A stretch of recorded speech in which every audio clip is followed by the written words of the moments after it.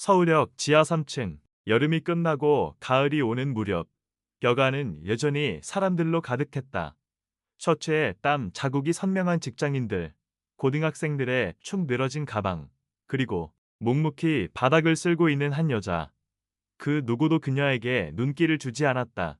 그녀 역시 그들의 시선을 원하지 않았다. 한지원, 26. 과거엔 명문 S대학교 미디어학부 수석 졸업 예정자였고 미래가 촉망받던 콘텐츠 기획자였다. 지금은 서울역 미화팀 소속 임시직 청소 노동자다. 오늘도 여기부터네. 지금은 아무도 그녀를 지원씨라고 부르지 않는다. 아가씨, 청소 이모, 혹은 그냥 저 사람. 그것이면 충분했다. 그녀도 이름 없는 사람이 되길 바라고 있었으니까. 플랫폼에 한쪽 벤치, 낡은 모자에 주름진 손을 가진 노인이 앉아 있었다. 그는 매일 아침 6시 지원보다 먼저 나와 있었다. 아무 말 없이 그저 조용히 역을 바라보며 앉아 있는 남자. 그가 바로 배경호였다. 전직 서울교통공사 직원. 은퇴 후에도 서울역 근처를 떠나지 못했다. 이유는 단순했다. 여기가 딸과의 마지막 장소였기 때문이다. 그의 딸, 배유진, 23세에 세상을 떠났다. SNS에서의 허위사실 유포와 사이버 괴롭힘으로 정신적으로 무너진 끝에 이 플랫폼에서 스스로 생을 마감했다. 그 후 배경호는 매일 이곳을 찾아왔다. 누군가에겐 의리 없는 루틴이지만 그에겐 이곳이 가장 가까운 천국이었다. 지호는 배씨 아저씨가 말이 없다는 걸 좋아했다. 그는 그녀에게 질문하지 않았다. 어디서 왔는지, 왜 여기 있는지, 전엔 무슨 일을 했는지. 그저 함께 있는 침묵이 편안했다. 오늘은 좀 덜 더우네. 그가 드물게 입을 열었다. 지호는 고개를 끄덕였다. 이맘때 유진이가 생일이었지. 그녀는 잠시 멈칫했다. 무슨 말을 해야 할지 몰랐다. 사람들은 말야 너무 쉽게 믿고 너무 쉽게 돌을 던져. 정작 사실이 뭔지는 관심도 없지. 그의 목소리는 담담했지만 눈동자엔 사늘한 분노가 남아 있었다. 지호는 그런 눈빛을 안다. 그녀 역시 그 눈빛을 거울 속에서 수없이 봤으니까. 1년 전 그녀는 대학 졸업을 앞두고 가장 인기 있는 콘텐츠 크리에이터 공모전에 출전했다. 결과는 우승. 하지만 시상식 다음 날 익명의 SNS 계정이 그녀를 겨냥한 폭로글을 올렸다. 한지원, 친구의 아이디어를 훔쳤다. 외모로 교수님께 점수 딴 거 아냐. 대외활동 다 100으로 들어간 거래. 그날 오후 지원의 이름은 실시간 검색어 1위가 되었다. 그녀는 해명했지만 그 누구도 들어주지 않았다. 진실 따윈 중요하지 않았다. 사람들은 이야기를 믿는 게 아니라 소문을 믿었다. 학교는 조용히 졸업유예를 권유했고 회사는 입사 내정을 철회했다.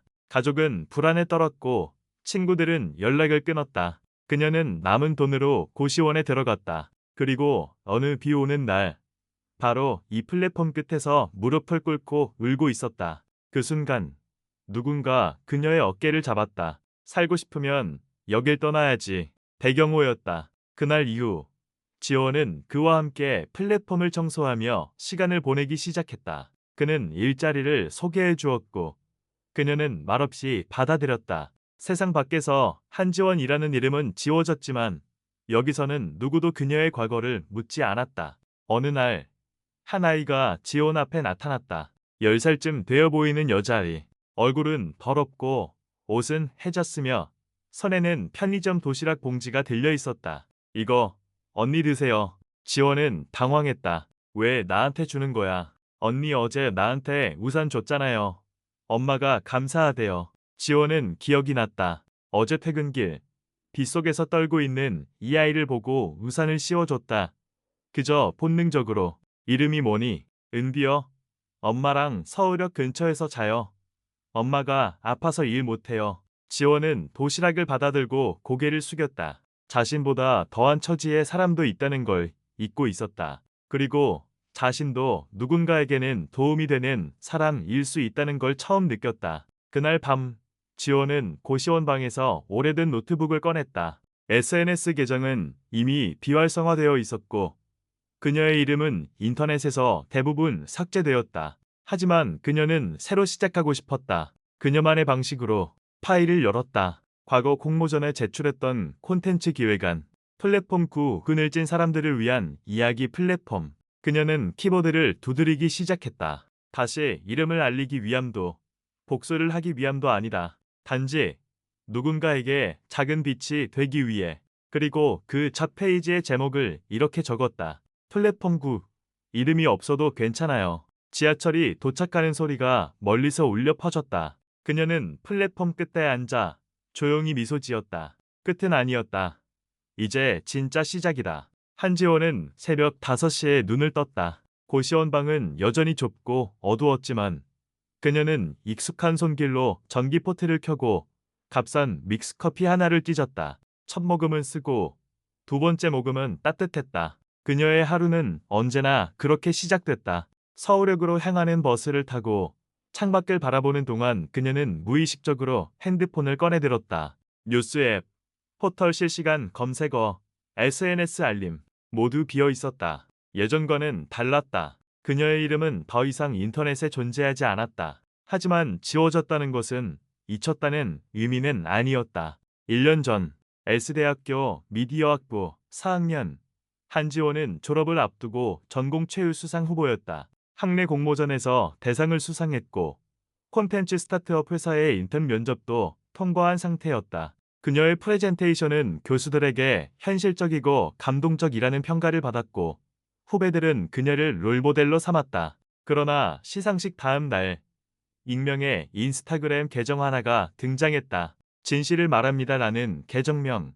그리고 첫 게시글엔 이렇게 적혀 있었다. 한지원은 제 아이디어를 훔쳤습니다. 그녀는 제 PPT 자료를 무단으로 복사했고 교수님께는 자기 것처럼 제출했습니다. 첨부된 스크린샷은 실제로 비슷한 슬라이드를 보여주고 있었고 캡션에는 자극적인 해시태그들이 달려 있었다. 표절 거짓된 우승자 한지원, 진실을 밝혀라. 24시간도 안 되어 게시물은 수천 건의 공유와 댓글을 받았다. 이후 다른 익명 계정들도 등장하며 그녀를 비방하는 글들을 잇따라 올렸다. 교수랑 친해서 점수 잘 받은 거 아냐. 그냥 예쁘장하게 생겼다고 다 넘어간 거지. 팀플 때 아무것도 안 했는데 대표 발표자 하더라. 그녀의 억울한 해명은 오히려 불을 지폈다. 변명하지 말고 사과하세요. 왜 피해자인 척 하나요? 이게 요즘 세대냐. 책임감도 없네. 지인들은 하나둘 연락을 끊었다. 함께 프로젝트를 했던 친구 수지는 공개적으로 그녀와 선을 그었고 지도교수는 이 사안은 학교 이미지에 영향을 줄 수 있으니 잠시 물러나 있는 게 좋겠다고 말했다. 지원은 스스로에게 물었다. 나는 정말 잘못했을까? 그녀는 수진과 같은 주제에 대해 토론한 적은 있었지만 아이디어를 훔친 적은 없었다. 모든 자료는 그녀가 직접 준비했고 그 과정은 명백했다. 하지만 사람들은 증거를 원하지 않았다. 그들은 분노할 대상을 찾고 있었고 그녀는 딱 좋은 먹잇감이었다. 한 달 안에 모든 게 무너졌다. 인턴십은 취소되었고 졸업도 유예되었다. 가족은 그녀를 감싸주지 못했다. 특히 어머니는 왜 굳이 남의 시샘을 받을 만큼 나섰냐며 오히려 탓했다. 부모의 기대를 한몸에 받던 딸은 하루아침에 가족의 짐이 되었다. 지원은 친구도 학교도 미래도 잃었다. 그리고 어느 비 오는 밤 그녀는 서울역 플랫폼 끝에서 울고 있었다. 그때 한 남자가 다가왔다. 여기 위험해요. 배경호였다. 그의 눈빛은 깊었고 목소리는 조용했지만 단호했다. 그는 그녀에게 따뜻한 캔커피를 건넸고 잠시 앉아 있으라고 했다. 그날 이후 그는 매일 그녀와 대화하지 않으면서도 함께 있었다. 그가 소개한 청소 아르바이트를 시작하면서 지원은 다시 살아갈 이유를 조금씩 찾아갔다. 죽고 싶다는 생각은 매일 했지만 죽는 게 무서울 땐 그만큼 살아야 한다. 그의 말이 그녀를 붙잡아 주었다. 요즘 그녀는 SNS를 다시 만들었다. 이름을 밝히지 않고 가명을 쓰며 작은 블로그를 운영했다. 이야기를 모은다. 플랫폼 끝에서 만난 사람들의 이야기. 수많은 익명의 존재들, 아무도 관심 주지 않는 사람들. 그들의 삶을 기록하며 자신도 조금씩 회복되었다. 그러던 어느 날 고시원 우편함에 이상한 봉투 하나가 꽂혀 있었다. 보낸 사람 없음. 발신지도 없음. 그녀는 망설이다가 봉투를 열었다. 편지 한 장. 그리고 사진 한 장. 사진에는 지원과 수진이 함께 발표를 준비하던 장면이 있었다. 지원이 직접 화이트보드에 글을 쓰고 수진은 한쪽에서 휴대폰을 보고 있었다. 사진 뒤에는 짧은 문장이 쓰여 있었다. 당신은 혼자가 아니었다. 누군가는 보고 있었다. 편지를 쓴 이는 끝내 이름을 밝히지 않았다. 하지만 그날 이후 지원은 다시 자신의 이름으로 블로그에 글을 올리기 시작했다. 이름을 되찾는다는 건 과거를 받아들이는 일이었다. 두렵지만 이제 도망치지 않겠다고 다짐했다. 서울역의 하루는 여전히 반복되었다. 수많은 사람들이 지나가고 수많은 이야기가 스쳐간다. 하지만 지호는 더 이상 그 흐름 속에서 사라지지 않는다. 그녀는 비로소 자신을 꺼낸다. 누구도 기억해주지 않더라도 그녀는 자신의 이야기를 말하기로 했다. 내 이름은 한지원입니다. 누구나 이름을 가질 자격이 있고 누구나 다시 시작할 수 있습니다. 서울역 플랫폼 3번 출구 옆에는 오래된 편의점이 하나 있었다. 낡은 간판과 희미한 조명이지만 저녁이면 늘 사람들이 드나들었다. 도시락 하나, 컵라면 하나로 끼니를 때우는 사람들.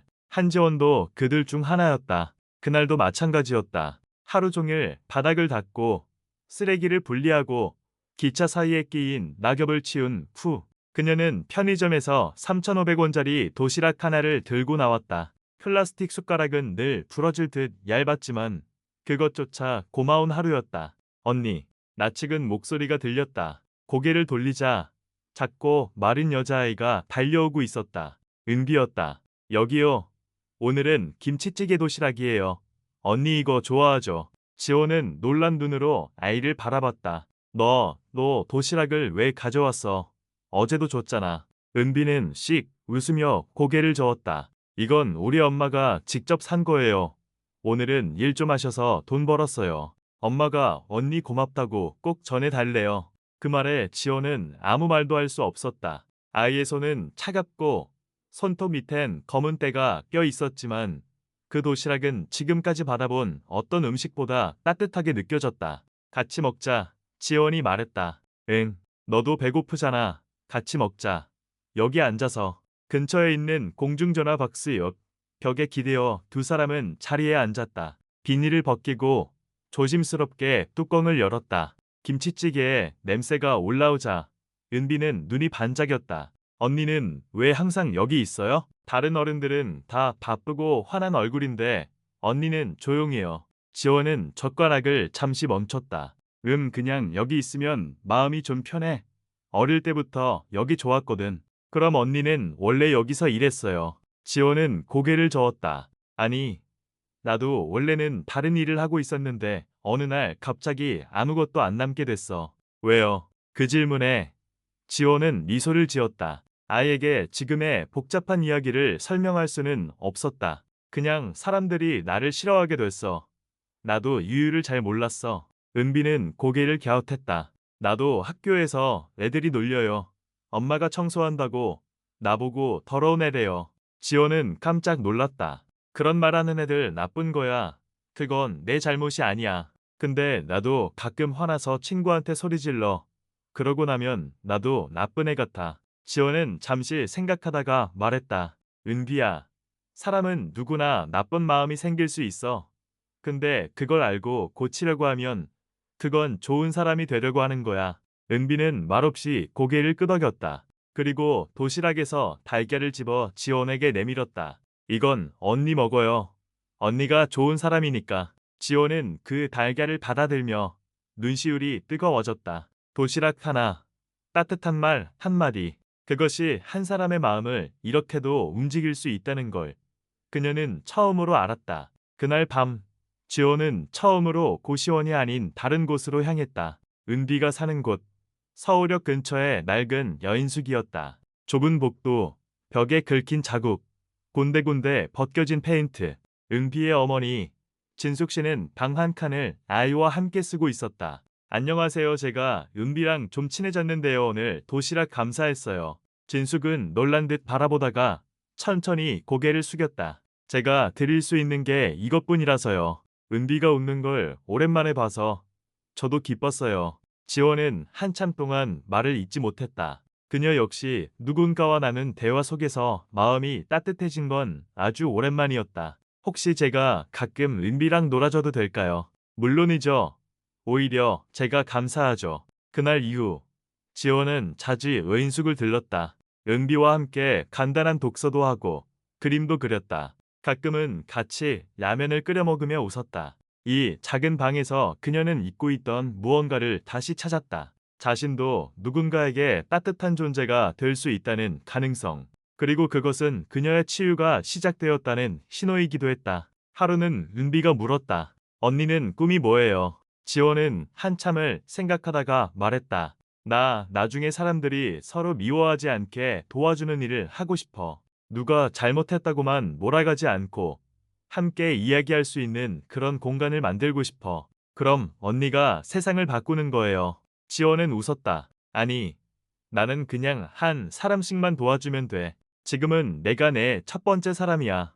은비는 해맑게 웃었다. 그리고 지원은 그 웃음을 보며 다시 다짐했다. 비록 이름은 잃었지만 그녀는 지금 가장 소중한 것을 되찾고 있었다. 신뢰, 연결, 그리고 다시 시작할 수 있는 용기. 가을 비가 내리던 어느 아침, 서울역 대합실엔 사람들이 우산을 접으며 분주하게 움직이고 있었다. 한지원은 뒤에 젖은 바닥을 닦으며 익숙한 손놀림으로 물기를 밀어내고 있었다. 같은 공간, 같은 리듬. 그러나 그녀의 마음은 얼마 전부터 조금씩 달라지고 있었다. 그날도 변함없이 역에서 일과를 시작하던 중 배경호 아저씨가 그녀를 불렀다. 지원아, 잠깐 시간 좀 괜찮니? 그녀는 걸레를 들고 고개를 끄덕였다. 내가 아는 사람이 작은 스타트업을 하나 운영하고 있어. 전 직원이 아니라도 파트타임으로 사람을 구하고 있다더군. 너 한번 가볼래? 지원은 당황했다. 자신이 다른 곳에서 일할 수 있을까? 게다가 이태사라니. 그와는 너무 거리가 멀었다. 그러나 배 아저씨의 눈빛엔 단호한 신뢰가 담겨 있었다. 넌 아직 끝난 사람이 아니야. 누군가 너에게 다시 손을 내밀어야 해. 이번엔 내가 그 사람이 되고 싶다. 지원은 망설이다 고개를 끄덕였다. 이틀 후, 그녀는 맨 처음 서울역을 벗어나 성수동에 위치한 한 공유 사무실 앞에 섰다. 루미너스테크 디지털 콘텐츠 플랫폼을 개발 중인 신생 스타트업. 엘리베이터 문이 열리자 탁 트인 사무공간, 노트북을 마주한 청년들, 조용히 흐르는 재즈 음악이 그녀를 낯설게 반겼다. 누구 찾으세요? 카운터에 앉은 직원이 물었다. 아, 배경호님께 소개받고 왔습니다. 아르바이트 자리 관련해서요. 곧장 그녀는 대표인 서민규에게 안내되었다. 서민규, 32세. 깔끔한 정장에 안경을 쓴 냉정한 인상. 그는 지원을 조용히 바라보다가 이력서를 천천히 넘겼다. 이름이 한지원. 지원은 순간적으로 숨을 삼켰다. 그 이름은 아직도 인터넷 어딘가에서 기억되고 있을지도 몰랐다. 민규는 무표정하게 말했다. 저도 S대 미디어학부 출신입니다. 한지원 씨 이름 어디선가 본 기억이 있습니다. 지원은 더 이상 숨길 수 없다고 판단했다. 맞아요. 그 한지원 맞습니다. 지금은 서울역에서 미화원으로 일하고 있고요. 거절하셔도 괜찮습니다. 익숙합니다. 민규는 그녀의 말을 가만히 듣고 있다가 조용히 입을 열었다. 여기선 실력으로 말하세요. 과거가 어떤지는 중요하지 않습니다. 대신 어떤 일도 회피하지 마세요. 그렇게 해서 그녀는 루미너스 테크의 콘텐츠 아카이빙 파트에 보도 아르바이트로 일하게 되었다. 자료 정리, 타이핑, 데이터 입력 반복적이지만 오랜만에 앉아서 하는 일이었다. 하지만 익숙한 업무 사이에서도 그녀의 감각은 살아있었다. 콘텐츠 흐름, 사용자 트렌드, SNS 반응 예측 과거 그녀가 배웠던 모든 것들이 조용히 깨어나고 있었다. 첫 주의 마지막 날, 회사 내부 회의 중 한 가지 문제가 터졌다.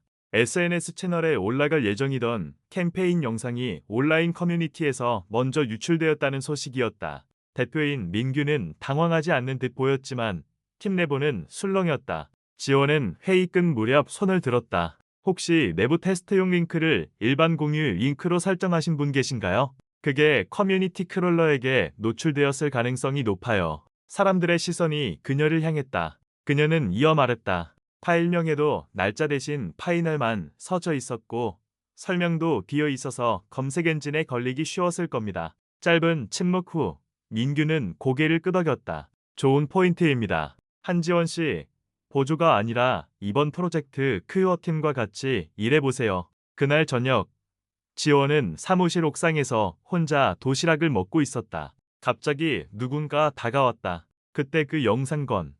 덕분에 일 커지기 전에 막을 수 있었어요. 민규였다. 지원은 어색하게 웃었다. 제가 괜한 말을 한 건 아닌가 걱정했어요. 전 솔직한 사람이 좋습니다. 그리고 오늘 보니 당신은 아직 끝나지 않은 사람 맞네요. 그 말을 들은 순간 지원은 속으로 조용히 무너졌다. 그녀는 처음으로 누군가에게 괜찮다는 인정을 받았다. 그것은 자격이나 성과 때문이 아닌 그녀 자신에 대한 긍정이었다. 그날 밤 지원은 블로그에 새로운 글을 올렸다. 오늘 한 사람이 나를 바라보는 눈빛 속에서 나는 다시 사람다운 사람이 될 수 있을 거란 희망을 보았습니다. 나는 누군가의 눈 밖에 났던 사람이지만 또 누군가의 신뢰 안에 들어갈 수도 있는 사람이었습니다. 루미너스 테크에서의 두 달째, 한지원은 서서히 회사 사람들과 적응해가고 있었다. 아직도 조용하고 말수가 적었지만 그 누구보다 꼼꼼하고 성실하게 일을 했다. 팀원들은 그녀를 묵묵히 버팀목이 되는 사람으로 여기기 시작했다. 그러나 세상은 그렇게 쉽게 그녀를 잊어주지 않았다. 어느 화요일 오후 사무실에 낯선 여자가 찾아왔다. 깔끔한 재킷 차림, 단정한 화장, 그리고 여전히 자신감 넘치는 표정. 그녀는 지원의 숨을 멎게 했다. 최수진, 한데 가장 가까웠던 친구이자 그녀의 삶을 무너뜨린 장본인. 지원아. 수진은 놀란 듯 연기하며 웃었다. 여기서 보네? 정말 오랜만이다. 지원은 얼굴이 굳었다. 팀원들이 수진을 반갑게 맞이했다. 알고 보니 수진은 유명 화장품 브랜드의 피아 팀장으로 이곳과 협업을 하러 온 것이었다. 민규가 말했다. 두 분 아는 사이신가요? 수진은 능청스럽게 대답했다. 아, 대학 동창이에요. 예전에 같이 프로젝트도 했었죠. 지원이가 정말 똑똑했거든요. 깜짝 놀랐어요. 여기서 다시 보다니 그녀의 말투에는 억지로 친근함을 드러내는 달콤한 독이 섞여 있었다. 지원은 억지 미소로 대답했다. 그래, 오랜만이네. 회의는 순조롭게 진행되었다. 그러나 지원의 마음은 회의 내내 얼어붙은 채였다. 그날 밤 그녀는 퇴근길에 휴대폰을 켰다. SNS에 익명 계정 하나가 그녀의 이름을 다시 언급하고 있었다. 예전에 사람들 많이 속였던 한지원. 요즘 다시 회사 다닌다던데. 정말 뻔뻔하다. 아무 일 없었던 척 살아가네. 댓글은 삽시간에 달렸다. 이런 인간은 다시는 사회에 발못 붙이게 해야지. 지금도 남 이용하면서 살 거다. 지원의 손이 떨렸다. 그 계정의 글투는 낯설지 않았다. 수진. 그녀밖에 없었다. 다음 날 회사에 나왔을 때 수진은 아무 일 없었다는 듯 활짝 웃으며 다가왔다. 지원아, 같이 점심 먹을래? 지원은 단호히 거절했다. 하지만 그날 저녁 또다시 인터넷에 글이 올라왔다. 이번에는 루미너스 테크의 사무실 사진이 함께였다. 이제 스타트업까지 기어 들어가네. 사람들 참 잘 속여. 지원은 무너질 듯 책상에 머리를 파묻었다. 다시 시작하려던 모든 게 또 무너질 것만 같았다. 그 순간 민규가 다가왔다. 무슨 일이죠? 지원은 망설였다. 그러나 민규의 눈빛은 피할 수 없게 만들었다. 저 때문일 거예요. 제가 여기 있는 게 회사의 민폐가 될 수 있습니다. 무슨 소리입니까? 지원은 떨리는 목소리로 말했다. 저 예전에 사이버 폭로 때문에 학교도 졸업 못하고 인턴도 잘렸습니다. 그 일 때문에 아직도 인터넷에서 저를 욕합니다. 아마 어제 새로 시작된 글도 제 예전 친구가 쓴 걸 거예요. 민규는 잠시 침묵했다. 그리고 차갑지만 단호하게 말했다. 전 관심 없습니다. 중요한 건 지금 우리 회사에서 무슨 일을 하고 있느냐죠. 한지원 씨, 도망가지 마세요. 여기서 한번 더 도망치면 평생 도망치게 될 겁니다. 그 말은 날카로웠지만 동시에 지독히 따뜻했다. 지원은 눈물이 솟구쳤다. 밤늦게 집으로 돌아가는 길, 서울역의 불빛 아래 배경호 아저씨가 그녀를 기다리고 있었다. 오늘 얼굴이 안 좋네. 그가 말했다. 지원은 숨기지 않았다. 과거가 다시 저를 덮치고 있어요. 다시 무너질까 두려워요. 그의 아저씨는 고개를 저었다. 과거는 지워지지 않아. 하지만 그 과거를 어떻게 끌어안느냐는 내 몫이야. 유진이도 그걸 몰라서 떠난 거야. 너만은 제발 끝까지 싸워라. 지원은 조용히 고개를 끄덕였다. 그 순간 은비가 달려왔다. 언니, 오늘은 엄마가 계란말이 해줬어요.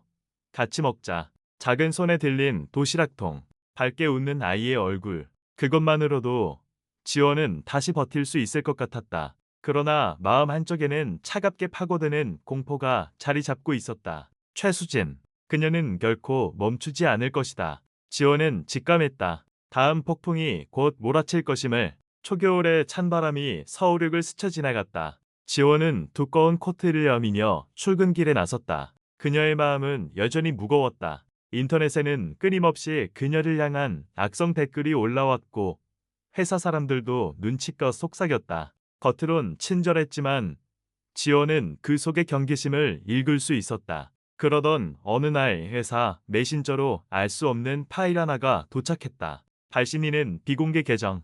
주제는 단순했다. 진실을 알고 싶지 않나요? 지원은 망설였다. 그러나 떨리는 손끝으로 파일을 열었을 때 그녀는 숨을 멎었다. 녹음 파일, 그리고 낯익은 목소리. 솔직히 말해서 지원이가 발표하면 난 주목 못 받잖아. 그래서 그냥 조금만 흔들어 놓으려고 했지. 어차피 사람들은 증거보다 소문을 믿으니까. 수진의 목소리였다. 그것은 명백한 자백이었다. 그녀가 모든 것을 조작했다는 사실.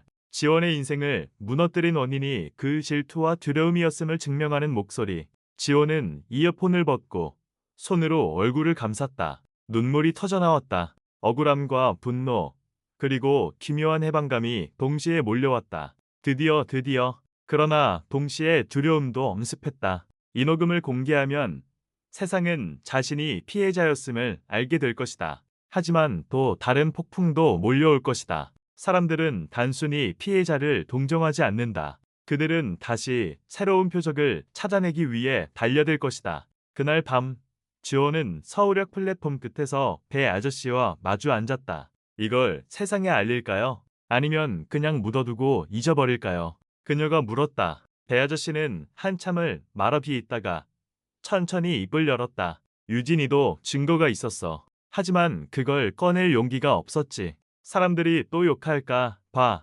오히려 더 무너질까 봐. 그의 눈빛이 깊은 어둠 속에서 빛났다. 지원아, 진실은 아무리 묻어둬도 언젠가 스스로 드러나. 하지만 중요한 건 그 진실을 어떻게 드러내느냐야. 복수를 위해서라면 또 다른 지옥을 만들 뿐이야. 지원은 고개를 끄덕였다. 자신의 분노가 누구를 위한 것인지 다시 묻지 않을 수 없었다. 며칠 후 루미너스 테크 내부에서도 이상한 소문이 돌기 시작했다. 지원 씨, 예전에 학교에서 뭔 일 있었다며. 근데 또 그 얘기 떠오르더라.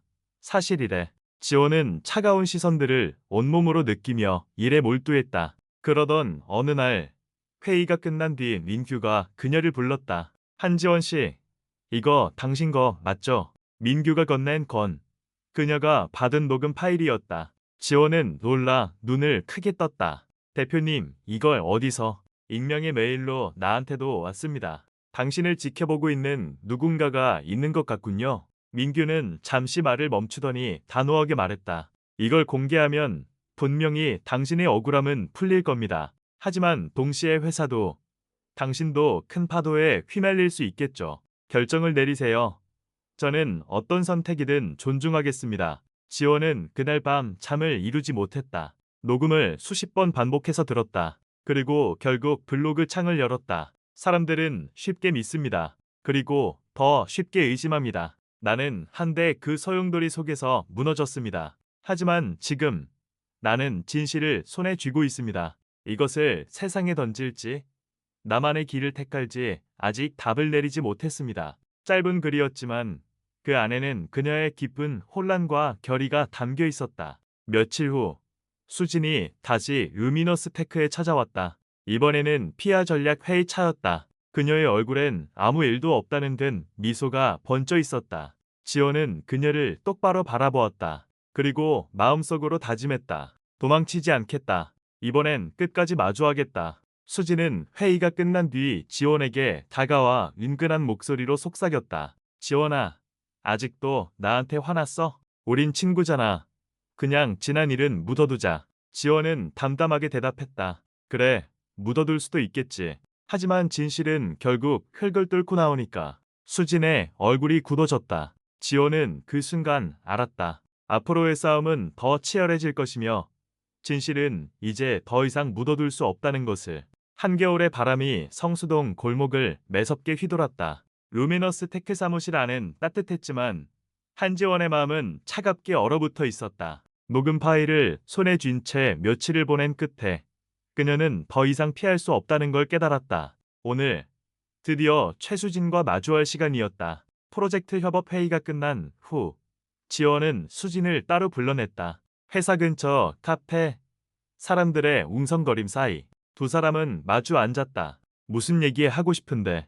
수진은 여전히 당당한 얼굴이었다. 지원은 가방에서 핸드폰을 꺼내 재생 버튼을 눌렀다. 낯익은 목소리가 흘러나왔다. 솔직히 말해서 지원이가 발표하면 난 주목 못 받잖아. 그래서 그냥 조금만 흔들어 놓으려고 했지. 어차피 사람들은 증거보다 소문을 믿으니까. 짧은 순간 수진의 얼굴에서 피가 가셨다. 하지만 이내 억지 웃음을 지었다. 그거 장난으로 한 말이야.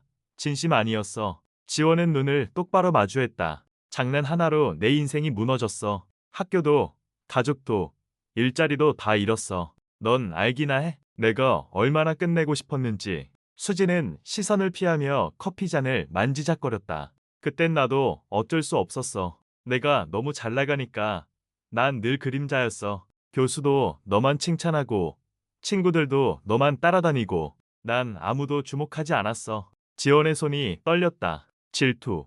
그 사소한 감정 하나가 자신을 나락으로 떨어뜨렸다. 그래서 넌 날 무너뜨렸어. 그게 네가 주목받을 방법이었어. 수지는 속삭이듯 말했다. 사람들이 날 믿어주더라. 그때 처음으로 내가 강해진 것 같았어. 순간 지호는 이상하게도 분노보다 슬픔이 몰려왔다. 수진의 고백은 너무도 비참했다. 그녀는 가해자였지만 동시에 사회가 만들어낸 또 다른 피해자였다. 주목받지 못하면 사라지는 세상. 누군가를 짓밟아야만 살아남을 수 있는 경쟁. 그 속에서 수진은 무너지고 자신은 그 희생양이 되었다. 한참을 침묵하던 지원이 입을 열었다. 수진아, 내 잘못은 분명해. 하지만 나는 널 고발하지 않을 거야. 수진은 놀란 눈빛으로 고개를 들었다. 뭐, 나는 복수하러 여기 온 게 아니야. 내가 원하는 건 진실을 밝히는 거지. 너를 또 다른 괴물로 만드는 게 아니야. 너도 이제 멈춰야 해. 너는 거짓말하지 마. 수진의 눈가가 떨렸다. 입술을 깨물며 아무 말도 하지 못했다. 지원은 천천히 일어섰다. 사람들은 여전히 날 의심하겠지. 하지만 괜찮아. 나는 이제 도망치지 않아. 내가 어떤 사람인지, 내가 어떤 길을 가는지 보여줄 거야. 카페를 나서자 차가운 공기가 얼굴을 스쳤다. 지호는 숨을 크게 들이마셨다. 가슴 속에서 오래 묻어둔 응어리가 조금씩 풀려나가는 느낌이었다. 그날 밤, 그녀는 블로그에 글을 올렸다. 내 인생을 무너뜨린 이는 질투와 두려움이었다. 그러나 나는 그 사람을 증오하기보다 이해하기로 했다. 우리 모두는 상처 입은 사람이다. 나는 이제 과거에 묶이지 않고 새로운 이름으로 살아가겠다. 글은 빠르게 퍼져나갔다. 댓글에는 격려와 공감의 목소리가 달렸다. 당신의 용기에 박수를 보냅니다. 용서하는 게 얼마나 어려운 일인지 알아요. 대단합니다. 물론 여전히 의심하는 이들도 있었다. 쇼하는 거 아니야. 진짜 피해자라면 왜 고발 안 해? 하지만 지호는 더 이상 흔들리지 않았다. 그녀는 알고 있었다. 진짜 변화는 타인의 인정이 아니라 자기 자신을 용서하는 순간부터 시작된다는 것을. 며칠 후 회사 복도에서 수진과 마주쳤다. 수진은 말없이 고개를 숙였다. 지호는 짧게 말했다. 나 대신 내 자신과 싸워. 그게 네가 할 일이야. 그 순간 수진의 눈가에 눈물이 맺혔다. 서울역 플랫폼 끝. 다시 바람이 불었다. 지호는 벤치에 앉아 혼잣말했다. 나는 피해자가 아니다. 나는 다시 일어선 사람이다. 그녀의 눈빛은 어느 때보다 단단했다. 용서란 무릎 꿇는 게 아니라 오히려 일어서는 일이었다. 그리고 이제 그녀는 한 걸음 더 앞으로 나아갈 준비가 되어 있었다. 겨울의 끝자락, 서울역은 여전히 수많은 사람들로 붐볐다. 한지원은 플랫폼 끝에 서서 바람에 머리카락을 흩날리며 생각에 잠겨 있었다. 용서를 선택한 후 그녀의 삶은 조금씩 달라지고 있었다. 사람들은 여전히 그녀를 의심했지만 동시에 그녀의 용기에 마음을 움직인 이들도 생겨났다. 블로그에 올라온 글은 예상보다 빠르게 퍼졌다. 특히 용서와 회복이라는 주제는 많은 젊은이들의 공감을 샀다. 댓글에는 자기 이야기를 털어놓는 이들이 늘어났다. 저도 학교에서 왕따를 당했어요. 아직도 상처가 남아 있어요. 직장에서 억울한 누명을 썼습니다. 그래도 살아야겠죠. 누군가에게 다시 시작할 용기를 주셔서 감사합니다. 지원은 놀랐다. 자신의 이야기가 누군가에게 작은 불빛이 될 수 있다는 사실이 믿기지 않았다. 그리고 마음 깊은 곳에서 새로운 다짐이 움트기 시작했다. 플랫폼 9 그 아이디어를 다시 꺼내야겠다. 그녀는 대학 시절 준비했던 프로젝트 노트를 다시 열었다. 플랫폼 9 그늘진 사람들을 위한 이야기의 공간. 그때는 단순히 공모전용 아이디어였지만 지금은 현실에서 꼭 필요한 공간이었다. 인터넷에서 상처받은 이들, 사회에서 밀려난 이들, 이름조차 잊힌 이들을 위한 안전한 플랫폼. 지원은 민규에게 찾아갔다. 대표님, 제가 하나 제안해도 될까요? 민규는 고개를 들어 그녀를 바라보았다. 뭐든 말해보세요. 지원은 숨을 고르고 조심스럽게 설명했다. 루미너스 테크가 단순히 콘텐츠 플랫폼을 만드는 것에 그치지 않고 사회적 가치를 더하면 어떨까요? 예를 들어 사이버 폭력 피해자들이나 취약계층의 목소리를 모아내는 별도의 프로젝트를 운영하는 겁니다. 제가 이름을 붙여봤는데 플랫폼 9이라고 하고 싶습니다. 민규는 잠시 생각에 잠겼다. 사회적 프로젝트라 수익 모델은 약할 겁니다. 맞아요. 하지만 그 대신 우리 브랜드가 얻는 신뢰와 영향력은 훨씬 클 겁니다. 그리고 무엇보다 저 자신이 이 일을 꼭 하고 싶습니다. 민규는 그녀의 눈빛을 똑바로 바라보았다. 그 안에는 더 이상 도망치지 않는 단단한 의지가 있었다. 좋습니다. 한번 해봅시다. 그날 이후 루미너스 테크의 작은 코너에서 플랫폼 9 프로젝트가 시작되었다. 지원은 기획을 맡았고 몇몇 젊은 팀원들이 자원해서 합류했다. 처음에는 작은 블로그 형태였지만 곧 전국에서 제보와 사연이 쏟아져 들어왔다. 왕따 피해를 고백하는 중학생, 직장에서 억울하게 해고된 노동자, 인터넷 루머로 삶이 망가진 연예인 지망생, 그들의 이야기가 플랫폼에 차곡차곡 쌓였다. 지원은 매일 밤 사연을 읽으며 울었다. 자신만의 상처라고 생각했던 고통이 사실은 수많은 이들이 함께 겪고 있다는 걸 깨달았다. 그리고 그녀는 더 이상 혼자가 아님을 느꼈다. 배 아저씨도 프로젝트에 합류했다. 그는 딸 유진의 사진을 조용히 꺼내 보여주며 말했다. 내 아이는 끝내 돌아오지 않았지만 다른 아이들은 지켜야겠지. 이게 내가 할 수 있는 마지막 의무야. 그의 손은 여전히 거칠었지만 글을 올릴 때마다 놀라울 정도로 따뜻했다. 그의 글은 많은 사람들에게 공감을 주었다. 나는 딸을 지키지 못한 아버지다. 하지만 이제 다른 딸들을 지키고 싶다. 은비와 은비의 어머니도 자주 들렀다. 은비는 작은 손으로 그림을 그려 프로젝트 페이지에 올렸다. 어두운 터널 끝에 있는 불빛이라는 그림. 그 단순한 그림 하나가 수많은 사람들의 마음을 움직였다. 프로젝트가 점점 알려지자 언론에서도 관심을 갖기 시작했다. 사이버 폭력 피해자들이 모여 만든 온라인 플랫폼 9. 인터뷰 요청이 들어왔지만 지원은 망설였다. 여전히 그녀의 이름은 인터넷에서 상처로 남아 있었기 때문이다. 민규가 그녀를 설득했다. 이제는 도망칠 때가 아니라 나설 때입니다. 당신이 직접 나서야 이 이야기에 힘이 생깁니다. 지원은 깊은 숨을 들이쉬었다. 그리고 마침내 카메라 앞에 섰다. 저는 한지원입니다. 한때 인터넷의 소문에 무너져 모든 걸 잃었지만 이제는 다시 일어섰습니다. 저와 같은 상처를 가진 사람들이 모여 서로를 지켜주기 위해 플랫폼 9을 만들었습니다. 우리는 서로를 비난하지 않습니다. 우리는 서로의 이름을 지워버리지 않습니다. 여기는 다시 시작할 수 있는 플랫폼입니다. 그녀의 목소리는 떨렸지만 단단했다. 방송이 나간 직후 수많은 사람들이 메시지를 보냈다. 당신의 용기가 내 삶을 바꿨습니다. 드디어 내 이야기를 털어놓을 곳이 생겼습니다. 지원은 눈물을 흘리며 화면을 바라보았다. 그녀의 과거는 결코 지워지지 않았다. 그러나 이제 그 과거는 더 이상 족쇄가 아니었다. 오히려 같은 상처를 가진 사람들과 여주는 다리가 되고 있었다. 서울역 플랫폼 끝, 한때 무너지고자 했던 그 자리에서 이제 그녀는 사람들을 초대하고 있었다. 여기로 오세요. 여기는 당신이 다시 시작할 수 있는 곳입니다. 봄이 다가오자 서울역의 공기는 조금 더 따뜻해졌다. 한지원의 삶도 마찬가지였다. 한때 세상에서 잊힌 이름이었던 그녀는 이제 수많은 작은 목소리들과 함께 새로운 이름을 만들어가고 있었다. 플랫폼 9 프로젝트는 예상보다 빠르게 성장했다. 처음에는 단순한 온라인 게시판처럼 운영되었지만 이제는 전문 상담사와 자원봉사자들이 함께 참여하는 공간으로 발전하고 있었다. 매일 수백 건의 사연이 도착했고 그 속엔 절규도, 희망도, 때로는 용서도 담겨 있었다. 지원은 매일 밤 사연들을 정리하며 울기도 하고 웃기도 했다. 그리고 무엇보다 놀라운 건 그 목소리들이 서로를 위로하기 시작했다는 것이었다. 누군가가 오늘도 죽고 싶다라고 글을 올리면 다른 누군가는 나도 같은 마음이었어. 하지만 아직 살아있어라고 대답했다. 희미하지만 분명히 작은 합창이 만들어지고 있었다. 그 무렵 금비가 지원에게 다가와 말했다. 언니, 나도 글 올리고 싶어. 지원은 놀랐다. 너도? 무슨 글을 쓰고 싶은데? 은비는 잠시 망설이다가 속삭였다. 학교에서 나 놀린 애들한테 하고 싶은 말이 있어. 근데 욕은 안 할 거야.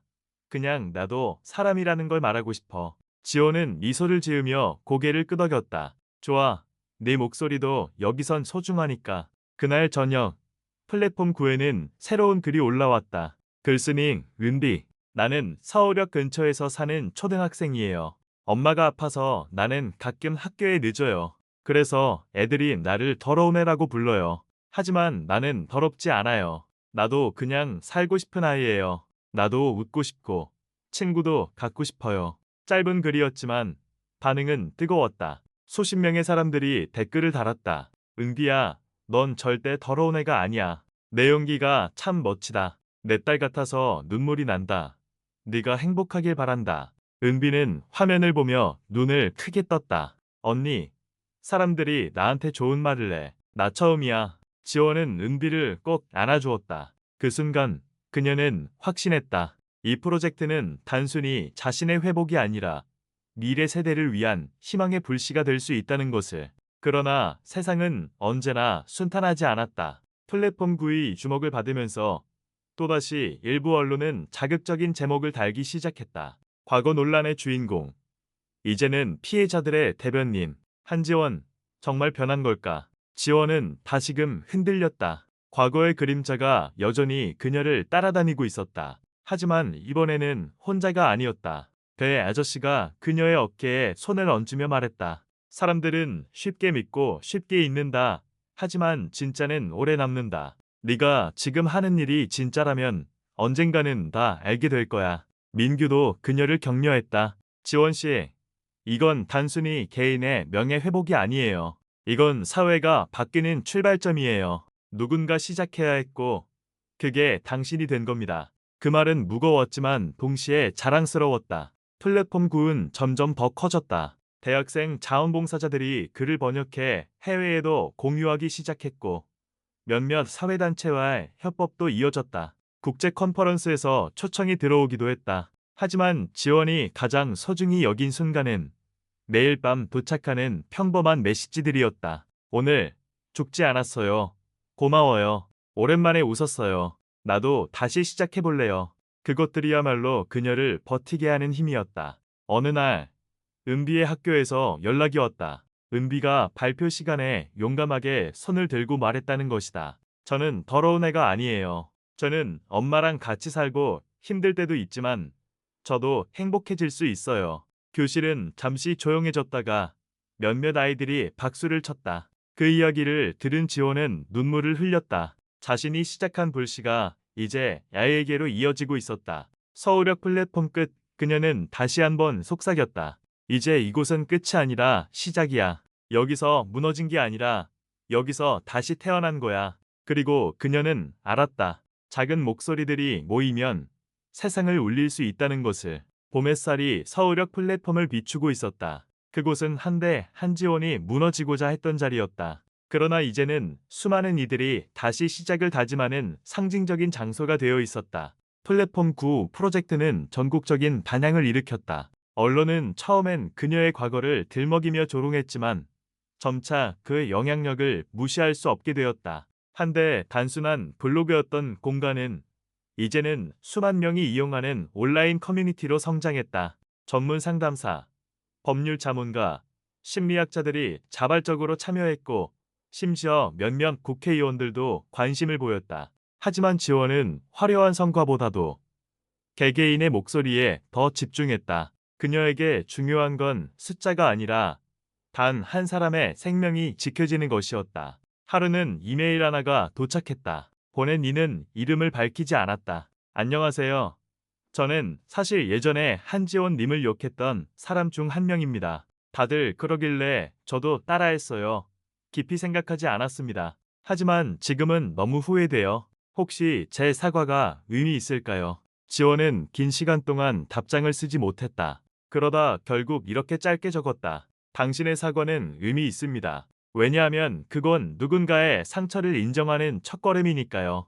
저는 이미 용서했습니다. 그러니 이제 당신도 자신을 용서하세요. 메일을 보내고 나서 지원은 플랫폼 끝에 앉아 하늘을 올려다보았다. 그녀는 깨달았다. 자신이 받은 고통은 단순한 불행이 아니었다. 그것은 다른 사람을 이해하고 손을 내밀 수 있는 힘으로 바뀌고 있었다. 그의 아저씨는 여전히 역에 나왔다. 하지만 예전처럼 무거운 얼굴은 아니었다. 그는 종종 플랫폼 9에 글을 올리며 다른 부모들을 위로했다. 나는 아이를 잃었지만 여러분의 아이들은 아직 곁에 있습니다. 부디 그 아이들의 목소리를 끝까지 들어주십시오. 그의 글은 수많은 부모들의 눈물을 불러왔다. 은비도 변했다. 학교에서 친구들에게 조금씩 마음을 열었고 더 이상 더러운 애라는 말을 두려워하지 않았다. 그녀는 자랑스럽게 말했다. 나는 플랫폼 9에서 목소리를 낸 사람이야. 지원은 은비를 바라보며 생각했다. 이 아이가 미래다. 내가 지켜야 할 희망이다. 어느 날 플랫폼 9은 오프라인 행사를 열었다. 서울역 대합실안족을 빌려 작은 전시회를 마련했다. 사연 중 일부를 익명으로 인쇄해 벽에 붙이고 은비의 그림을 크게 전시했다. 행사장에는 예상보다 많은 사람들이 찾아왔다. 눈물 흘리며 글을 읽는 사람, 아이의 손을 잡고 그림 앞에 서는 부모들. 지원은 그 광경을 바라보며 눈물이 났다. 불과 1년 전 이곳에서 스스로 사라지고 싶어 했던 자신이 이제 누군가의 희망이 되고 있었다.